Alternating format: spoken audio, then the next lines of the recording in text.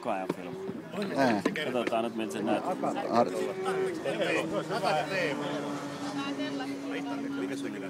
Kauppilan Jouni. 1-2, niin tässä versio Kauppilaa. Mä tiedän, että noin kellosilaiset tunteet vai katseet, millä mielellä tähän pienellä kyytiin. Ihan hyvällä mielellä, että ei mitään. Luotettavasti. Tiedätkö mitä? En aio pelottaa sun, mutta oli kyydissä tuossa Alastalon radalla ja arvaa minkälaiset kyydit oli. Varmaan hyvä. Kävikö vessassa jälkeen? Joo, kyllä mä kävin muuten siis.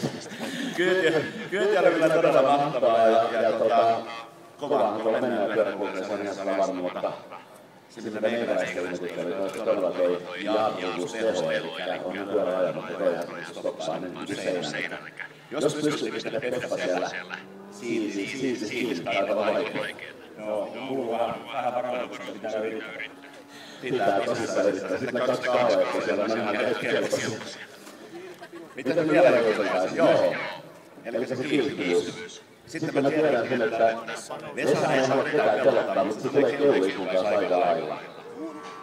Elikkä sitten vielä tuossa nopeus, kun superbikessa menee vain joku sanotaan 270, sun kanssa ei ehkä sitä, mutta aika lähellä.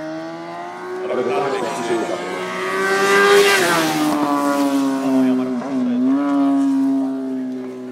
Noin se menee, miltä näytti?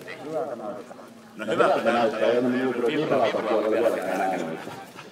Kyllähän se tosta.